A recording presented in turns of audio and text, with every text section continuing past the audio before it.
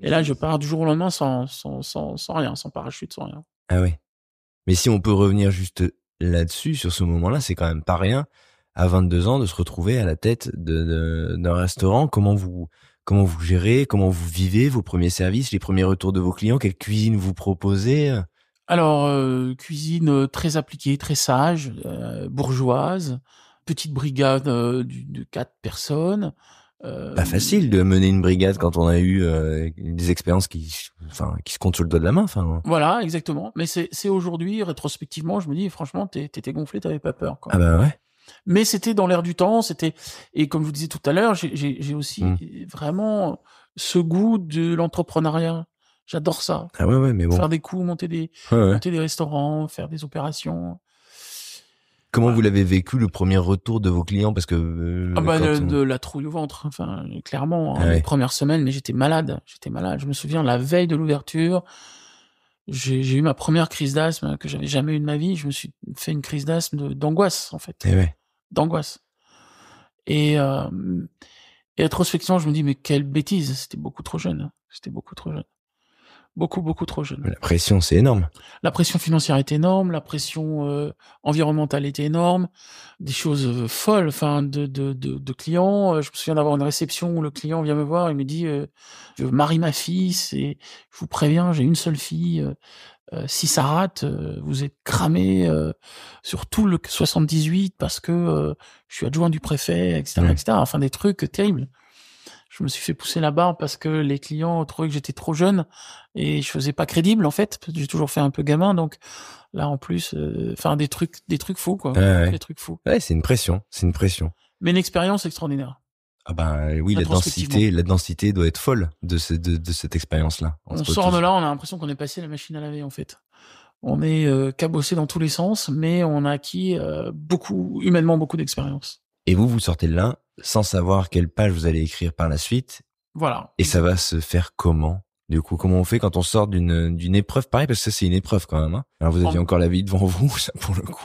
C'est J'avais la vie devant l'avantage. moi, j'en suis sorti plus tard, j'en suis sorti 4 ans plus tard, en me disant la seule chose est sûre, c'est que je veux pas être fixé sur un point. Parce qu'en fait, le problème d'une affaire comme ça en province, j'habitais au-dessus, donc je travaillais, Ouais, je dormais, ouais, je redescendais, ouais. j'allais à Rungis, je Mm. revenais à Rungis ou à Versailles, Que du travail.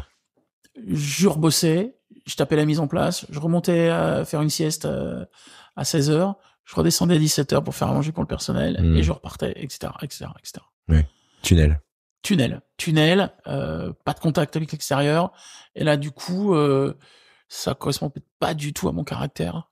Vraiment très difficile, très difficile. Et la seule chose que je me suis dit en partant, c'est je ne veux plus être fixé quelque part. Je veux plus me fixer quelque part. Ça, c'est sûr. Je veux pas me retrouver. En fait, j'ai une autre phrase qui me tient beaucoup, c'est ni bourreau ni esclave. C'est-à-dire que aujourd'hui, c'est ce qui me domine un petit peu dans mes relations aussi avec les gens avec qui je travaille. Je veux pas être un bourreau, mais je veux pas être un esclave non plus. Donc je voulais Mm. pas être esclave de mon métier et je veux pas être le bourreau des gens qui travaillent avec moi. Ouais, ouais. Voilà. Et comment vous allez faire pour résoudre cette équation quand on est jeune? Malheureusement, parfois, on n'a pas toujours la possibilité Non, de tisser les j'ai eu choses. la chance, j'ai repostulé dans la restauration collective parce que je me suis dit s'il y a peut-être un truc où je peux faire quelque chose, c'est ça, parce que j'avais gardé quelques antennes et je suis rentré dans un hôtel-restaurant privé sur les bords de Seine qui s'appelait le Relais de la Malmaison et qui appartenait à l'époque à Shell, la compagnie pétrolière. Et c'était un hôtel, il y avait 40 chambres, salle à manger de réception, restaurant ouvert au public aussi. Donc c'était un truc un peu hybride où je m'en sortais plutôt pas mal En tant que chef? en tant que chef là. Ouais, en tant que chef. Et avec des gens qui étaient assez joueurs où je pouvais expérimenter plein de choses.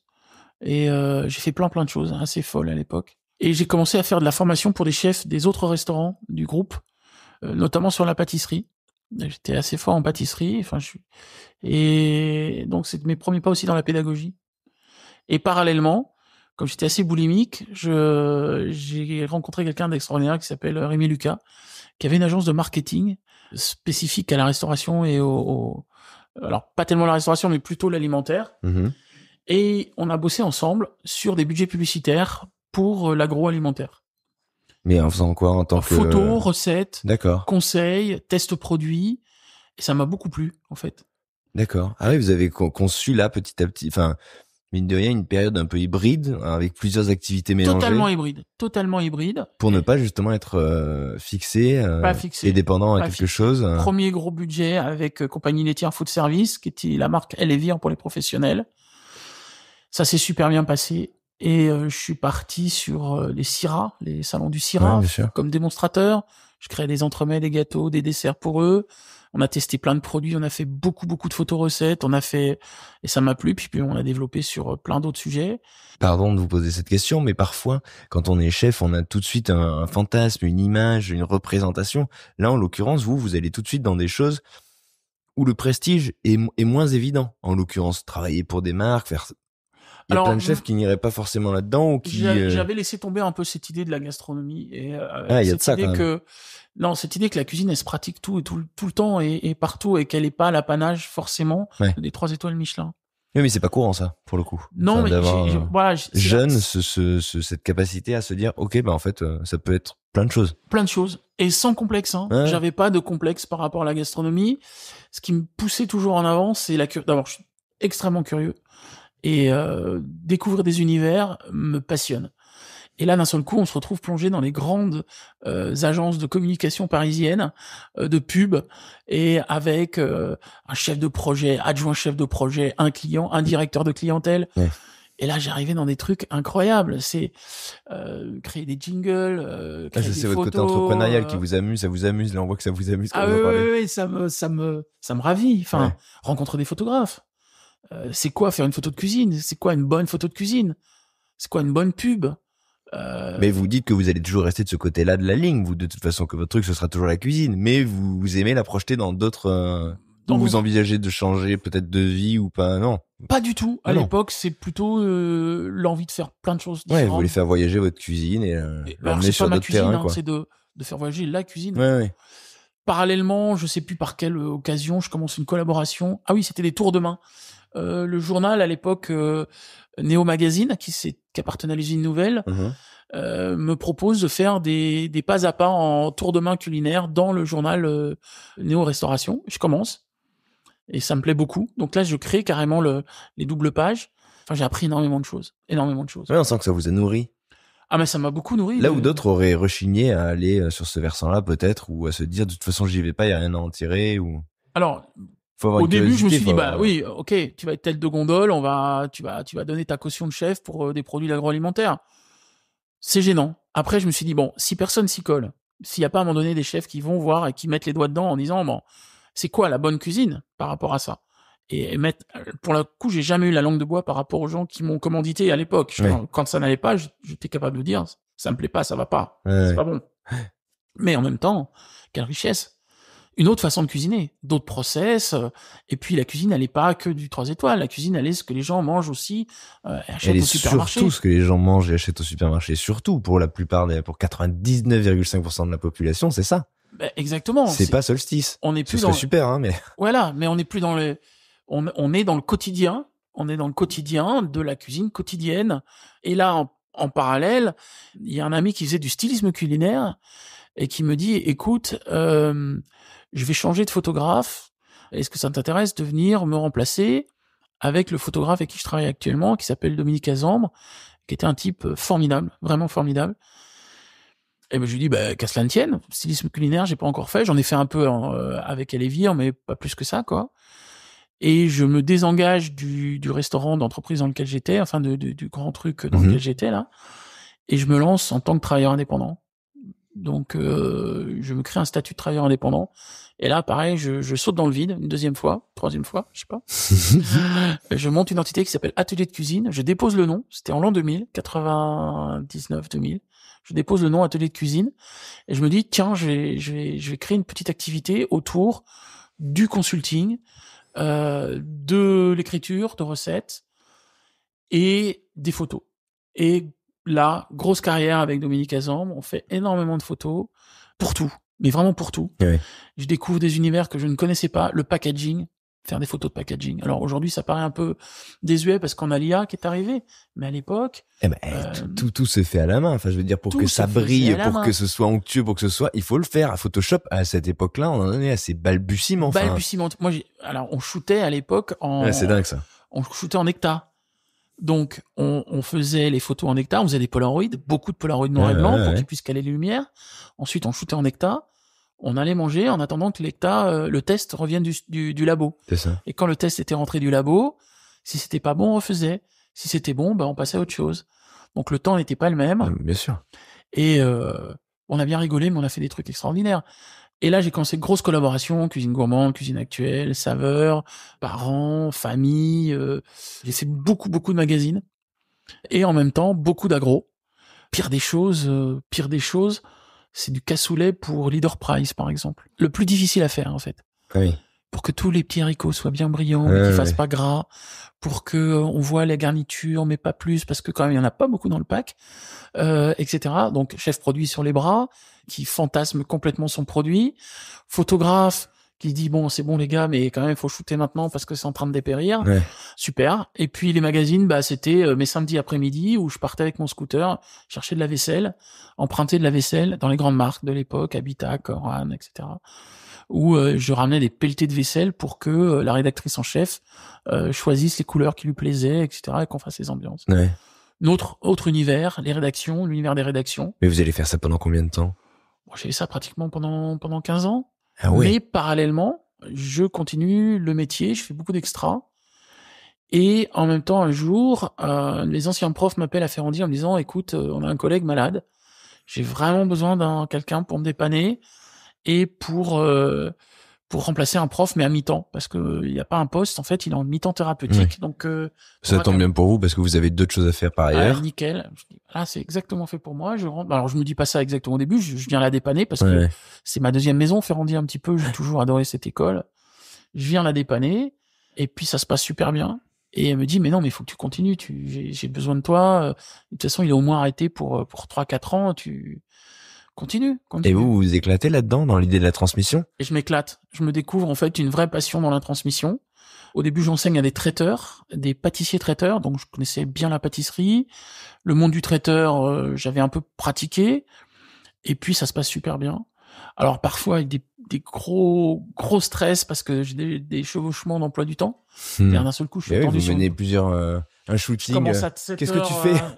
On s'attend sur le plateau. Mais c'est exactement ça. Je commence à 7h à Ferrandi. À 15h, coup de fil du photographe, affolé. Elle dit donc, tu devais être là depuis 1 heure, j'ai les clients sur le dos, je les fais patienter, on fait quoi? Ouais, super. Kiffant, ce truc on sent que ça vous... non, c'était génial. Le truc à 200 à l'heure, là, je vous imagine dans votre voiture ou non, j'étais en scooter. En scooter, t'as traversé Paris. J'avais une grosse caisse en aluminium derrière avec tout, je faisais les marchés. J'allais au bon marché, je me souviens le matin, au bon marché, si vous le premier à 9h, 8h30 le matin, il y avait tous les stylistes de Paris, on se connaissait tous. En fait, tous les stylistes se connaissent et on se retrouvait là, on papotait. Tu fais quoi aujourd'hui? Ah, je fais ça, machin. Toi, mais moi je suis sur Saveur et toi, voilà. Drôle. Non, mais très drôle, très sympa. Enfin, dur, hein, dur. Ah bah dur. Oui. Et puis il faut se battre parce que pour le coup, les clients, faut les entretenir, faut aller les chercher, faut les. Ouais, beaucoup de stress, énormément de stress, mais beaucoup de plaisir aussi. Voilà, beaucoup de plaisir. C'est une aventure. Une aventure, plus l'école derrière. Je remets le pied à Ferrandi, ça se passe super bien. J'adore la transmission. Et je rencontre plein de jeunes formidables, des gens qui sont restés des amis. On n'avait pas beaucoup de différence d'âge, on avait moins de 10 ans de différence d'âge. Super bien. Et puis de cette petite formation, je passe à une plus grosse formation qui est celle des traiteurs organisateurs de réception, où là, d'un seul coup, le pied intégral pour moi, parce qu'en fait, c'est que des coups où on va monter des buffets incroyables avec des thématiques cuisine du monde, ma vraie passion, où on va s'auto-gérer. Et ça flatte votre fibre entrepreneuriale, ça rentre pile dans Exactement. Ça excite ce côté-là de votre personnalité. Complètement. Pour le coup, Chaque buffet est une entreprise. Ouais, c'est ça. Avec les élèves, et on les emmène je les pousse dans des folies de décors, on monte des décors complets. J'ai des élèves totalement passionnés. On fait des trucs absolument fous avec eux. Et parfois, compliqué à suivre pour l'école. Je me fais souvent taper sur les doigts pour ce côté un peu zébulon. Parce que là, on vous imagine très bien le prof qui part, qui va très très loin avec ses élèves, et on imagine aussi l'enthousiasme des élèves, de fait, parce que quand on a un prof qui est emporté comme ça par son enthousiasme, c'est extrêmement inspirant. C'est extrêmement inspirant. Mais pour les directeurs d'école, parfois, ils doivent se dire... Oui, on vient le samedi, alors qu'il y a personne dans l'école pour monter des buffets. On monte par la coursive au 4e étage des chevrons qu'on a peints pour faire des supports, des trucs. Enfin, un peu fou, quoi. Aujourd'hui, on prend le camion de l'école. L'école avait un camion. On prend le camion de l'école pour aller à Rungis. Ouais. Et je crois qu'ils ont eu des frayeurs et choses qu'on pourrait plus faire aujourd'hui. Mais en tout cas, j'essaie de leur inculquer le goût de l'entrepreneuriat. Vraiment. Faire des choses. Calculer, pas faire n'importe quoi. Hein, tout ça, c'est quand même... Il y a un objectif, c'est le client. Mais c'est... voilà, on y va, quoi. Ouais, il y a de l'énergie. Il y a énormément d'énergie.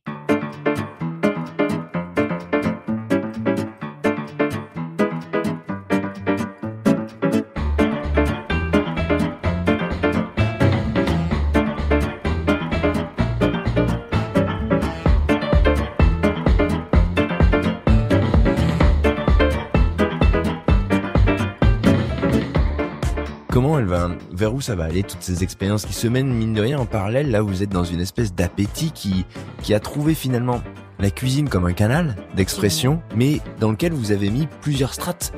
Et vous poursuivez plusieurs lignes à un moment. En parallèle toujours. Alors vous allez croire que j'ai 100 vies, ou peut-être des fois les gens ont l'impression que j'ai 90 ans, mais en parallèle, je commence à écrire des livres, en fait, à façon. J'ai commencé par faire des photos pour des livres. J'ai rencontré une éditrice extraordinaire aux éditions Aubanel, Anne Serrois. Elle m'appelle un jour en me disant, écoute, t'es chef. Voilà, on a un bouquin avec un grand chef du Sud. Je vais pas le citer, mais c'est un mec extraordinaire. Juste qu'il a pas le temps d'écrire la recette, en fait. Et ça fait 2 ans que le bouquin, les photos sont faites, on n'en a pas les recettes.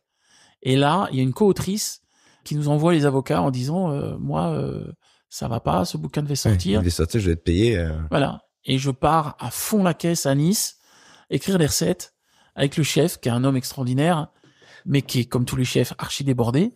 Et d'un seul coup, je rentre dans l'édition. Et je fais pas mal de bouquins avec elle, chez Aubanel, d'abord. Et puis après, je passe chez Flammarion, où je refais pour d'autres chefs, finalement. Pour d'autres chefs. Et ainsi de suite. Et j'ai fait peut-être une 15aine de livres de chefs. Et un jour, un de mes amis m'appelle. Parallèlement, à l'école, j'avais rencontré un monsieur extraordinaire qui s'appelle Laurent Destré et qui est un food design, qui est une grosse agence de design. 14 septembre. 14 septembre. Et c'est un homme que j'adore vraiment et qui m'ouvre les yeux sur le monde du design, en fait. Et c'est très proche, en fait. On a des univers qui sont très proches. Et il me fait rencontrer Pierre Gagnère. Voilà, grosse rencontre. 2 personnes exceptionnelles, Pierre Gagnère et Marc Bretillot. Marc Bretillot, qui est le monsieur qui a créé le design culinaire, qui a mis en forme ce qu'est le design culinaire, qui travaillait à l'époque à l'ESSAD de Reims. Et Marc est un garçon d'une sensibilité incroyable, un peu taiseux, d'une culture phénoménale. J'ai un vrai coup de cœur avec lui et on s'entend super bien et on commence à monter des choses un peu folles. Et on fait une aventure pour Gagnère où on crée un buffet pour lui. Et après, Marc un jour vient me voir et me dit, voilà, il y a Hermès qui me demande de faire un buffet un peu fou à Taïwan. Est-ce que tu me suis? Moi, j'avais l'expérience du traiteur. Je dis, on y va, quoi, c'est parti. Et on part faire un atelier de cuisine pour des milliardaires à Taïwan. Les meilleurs clients d'Hermès à Taïwan. Parce que ces grandes marques courtisent énormément leurs clients partout dans le monde. Et Hermès est une marque hors du commun, vraiment hors du commun, qui avait décidé de donner libre cours à un artiste qui était Marc Bretillot. Et moi, je l'ai accompagné pour faire toute la partie culinaire. Parce que là, ça dépasse largement un workshop, quoi. Il faut faire... Et ça a été encore une aventure assez folle. Et on a dû faire ensemble une 20aine d'opérations en Asie, à New York, à Moscou, pour Hermès. Et ça a été fou parce que Hermès m'a encore appris plein de choses. Qu'est-ce que la simplicité? Et je reviens à la Meuloise, en fait. Que c'est dur de faire simple. C'est quoi la perfection sans être ampoulé, sans être snob? Un objet Hermès, c'est l'aboutissement de ce qui se fait c'est toujours très bien dessiné. c'est toujours parfaitement exécuté et il y a jamais rien en trop, en fait. Et avec Hermès, j'ai appris à dépouiller les choses, à retirer tout ce qui ne sert pas. Si ça ne sert pas, on l'enlève. Et on arrive à l'os, on arrive vraiment à la... Il y a une tension, et dans la cuisine, c'est important pour moi, de cette tension, quand je peux plus rien retirer d'une assiette, en fait. C'est vachement important. C'est marrant que ça ait fini par le confirmer à ce moment-là, où finalement, dans la résonance que vous avez pu trouver avec un autre terrain, une autre zone, en l'occurrence, on se parle du luxe, là, d'une marque qui... Et ça m'a remis un peu les pieds dans le luxe, mais du coup, le luxe, jamais ostentatoire. Ouais. Et ça, c'est un gros marqueur pour Solstice et la cuisine de Solstice aujourd'hui. On est très low profile, on est très on fait pas de bruit, on avance dans notre coin. Mais c'est vous aussi qui êtes comme ça. Parce que mine de rien, de tout ce qu'on se décrit depuis le début, vous êtes tout le temps dans l'ombre, vous êtes pour les autres, vous vous exposez pas, vous investissez plusieurs terrains, vous vous nourrissez, mais sans avoir l'envie de dire, voilà, j'ai mon chez moi, c'est moi le patron, je suis chef de tel restaurant, je vais mettre mon nom. Non. Vous accumulez des expériences extrêmement diverses. J'accumule d'abord des rencontres avec des gens fabuleux, et ensuite, quand ça passe, on développe des entreprises, Mais vous n'êtes pas du tout obsédé par l'idée de vous poser, de mettre votre nom sur une façade. C'est pas du tout le propos. Non, pas du tout. Donc, j'ai toutes ces expériences un peu dingo. Est-ce que ça va se poser un jour ou pas? Est-ce qu'à un moment ça se pose quand même? Rien. Non, mais si, à un moment. Posé à l'horizontale dans une caisse en bois. Non, mais avant ça, et mine de rien, j'imagine qu'à un moment vous avez fait un peu une forme de synthèse. Non. Parce que moi, quand je vous ai croisé sur ma route, ou alors vous allez m'apprendre des choses que je méconnais, mais vous étiez en cuisine et vous étiez... Mais je suis toujours en cuisine. Ah oui. Et de plus en plus en cuisine. Mais vous étiez dans une cuisine, dans un lieu. Comment vous avez fait après le tri entre toutes ces activités? Bah déjà, je dormais pas beaucoup. Ouais. Voilà. Je dormais pas beaucoup. Parfois, malheureusement, j'ai 3 enfants. Parfois, j'ai peut-être pas passé assez de temps avec eux. Ouais. Et puis, j'ai surtout pas l'impression de travailler, en fait. Et ça, c'est une qualité et un défaut. C'est un piège, en tout cas. C'est un piège. C'est une qualité et un défaut parce que on n'a jamais l'impression d'être fatigué alors qu'on l'est. On pense toujours au travail. Mais en même temps, on pense, c'est une passion, c'est dévorant, quoi. Comme tous les feux, c'est dévorant. Et parallèlement, toujours à Ferrandi, j'ai eu envie de passer le MOF.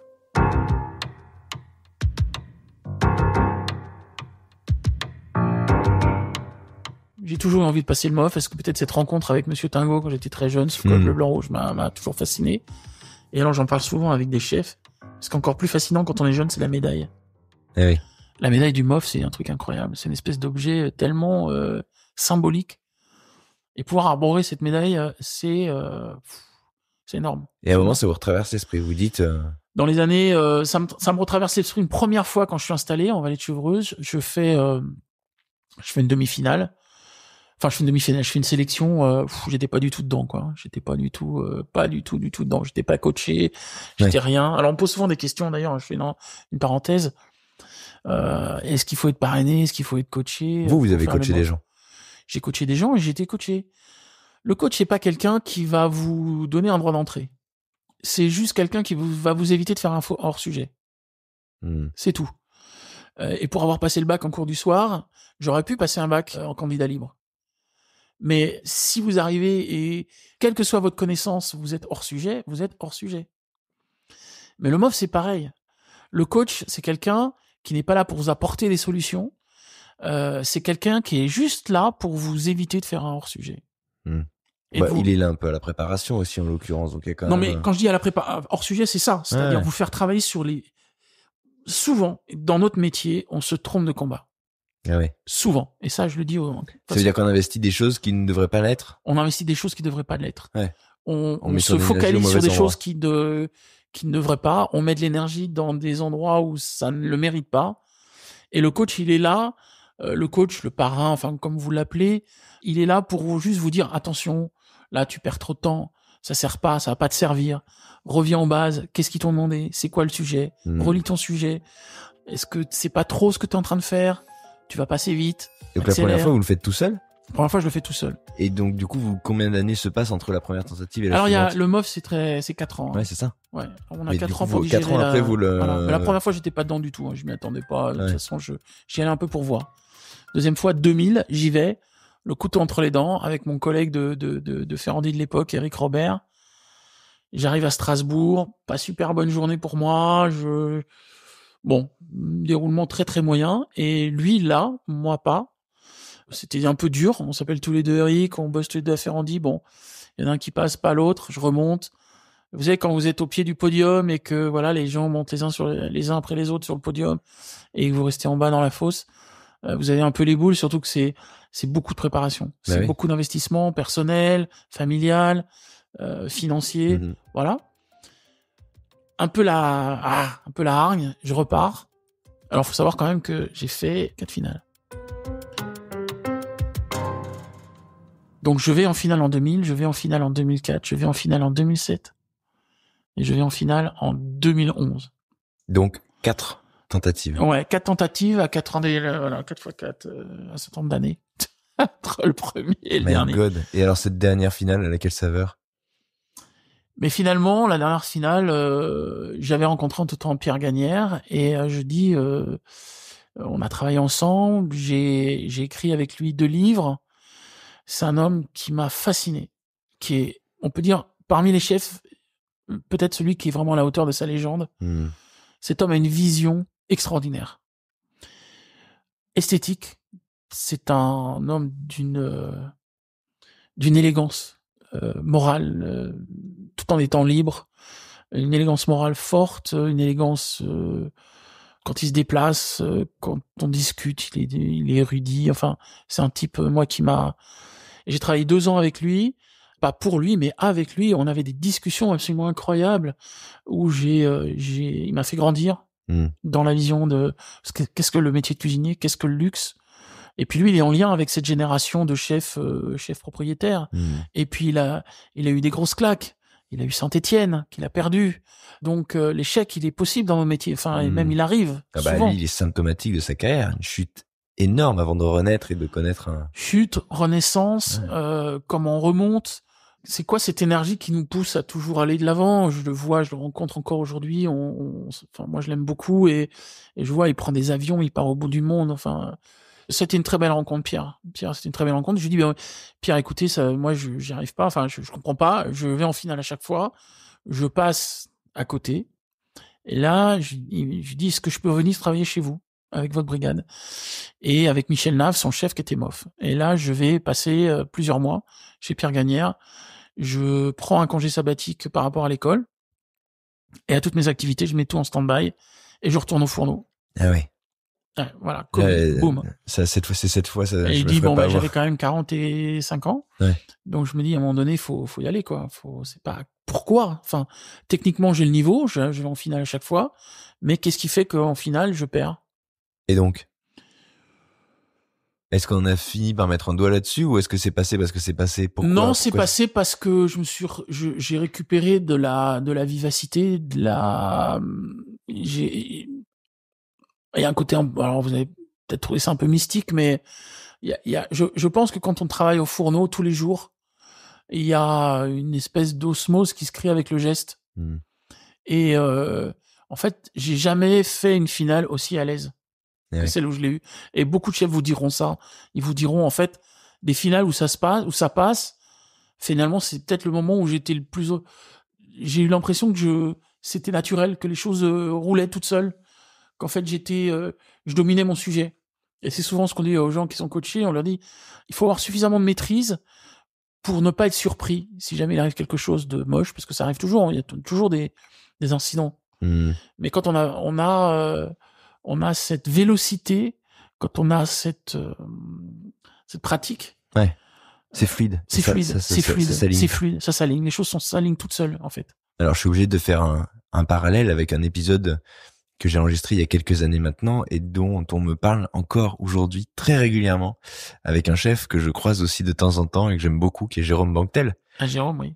Et que vous connaissez bien puisque vous l'avez accompagné, justement. Je l'ai accompagné. Et qui, lui, m'a raconté son MOF et ce sentiment de maîtriser la discipline jusqu'à tomber pour une histoire où on pense qu'il a essayé de tricher en faisant un montage particulier, ce qui n'est pas le cas. Mais du coup, son assiette est mise de côté et il a vécu ça avec une espèce de... Enfin, ça, c'est encore un truc pour lui qui est difficile. Ça l'est pour tout le monde. Ouais. J'ai eu l'occasion d'en discuter avec des chefs MOF il y a pas longtemps. C'est une histoire, qui reste difficile. Ouais. Parce que on peut pas louper, en fait. Il y a une forme d'injustice trop, aussi. On a l'impression qu'on est victime d'une injustice. Parce que c'est un immense cuisinier, Jérôme. Ah ouais. Jérôme Banquetel, c'est quelqu'un qui a une pugnacité. D'ailleurs, on voit bien ces 3 étoiles. Enfin, je veux dire, il est tellement doué, il est tellement travailleur et il a une telle pugnacité que jamais ce titre n'aurait dû lui échapper.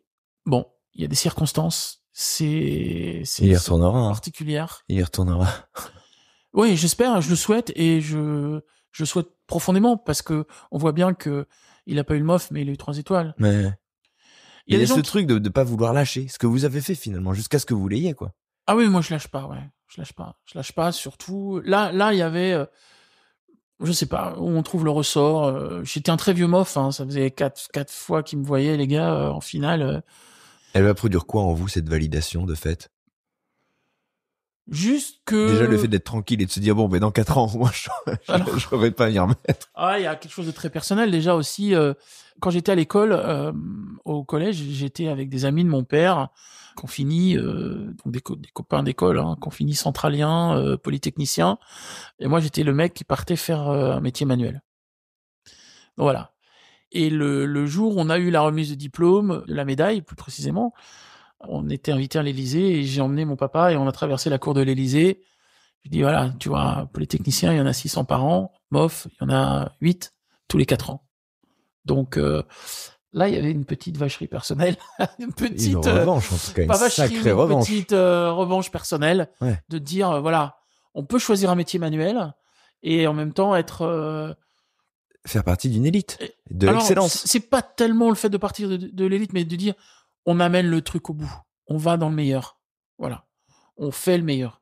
C'est pas parce qu'on est un ouvrier, parce que moi, j'aime beaucoup ce titre. Un des meilleurs ouvriers de France. D'abord, c'est pas le meilleur ouvrier de France, c'est un des meilleurs ouvriers de France. Voilà. On est un ouvrier, je suis un ouvrier, et j'amène mon savoir-faire au bout du truc. Et c'est la validation, elle est plus là. Je vais pas sur les plateaux me gausser avec mon col bleu blanc rouge. J'aime l'avoir eu, j'apprécie l'avoir eu. Quand on me pose une question, j'essaie de répondre techniquement. Je dis pas moi je suis MOF et toi tu l'es pas, donc écrase. C'est pas du tout ça. C'est de dire voilà, faut savoir aussi que le MOF, une fois qu'on l'a, c'est un engagement. Hein. Oui, c'est une forme de responsabilité finalement. Quand vous rentrez dans une cuisine avec un col bleu blanc rouge, tout le monde vous regarde. Ouais. Et vous dit comment il va se dépatouiller quand vous faites un truc. Enfin, clairement, les gens attendent de vous un type de comportement, l'excellence et l'excellence. Ouais. Voilà. Donc c'est aussi une charge. Ouais. Zéro relâchement, impossible de prendre un couteau sans que. Voilà. Non, mais si on se coupe, on passe pour un crétin. Donc, non, mais bon, j'adore ce titre. Ce titre, pour moi, c'est l'aboutissement parce que justement, il est ouvert à tout le monde. Il faut bien comprendre de quoi il s'agit, il faut bien comprendre le sujet. Il faut pas se tromper de bagarre. On n'est pas là, c'est pas de la pub, ça sert à rien, ça n'amène en rien. Les clients, faut quand même considérer que les 3/4 des gens ne savent pas ce qu'est le meilleur ouvrier de France, même si on communique et qu'aujourd'hui, des gens savent un petit peu, mais les 3/4 des clients ne savent pas ce qu'est le meilleur ouvrier de France. Et ce n'est pas non plus un truc, un entre-soi. C'est pas ça, l'idée. L'idée, c'est une validation de soi par rapport à soi, de se dire, je veux être meilleur. Pas meilleur que les autres, ça n'a pas de sens, mais meilleur que moi-même. Et chaque fois, ça a été un combat contre moi, pas contre les autres.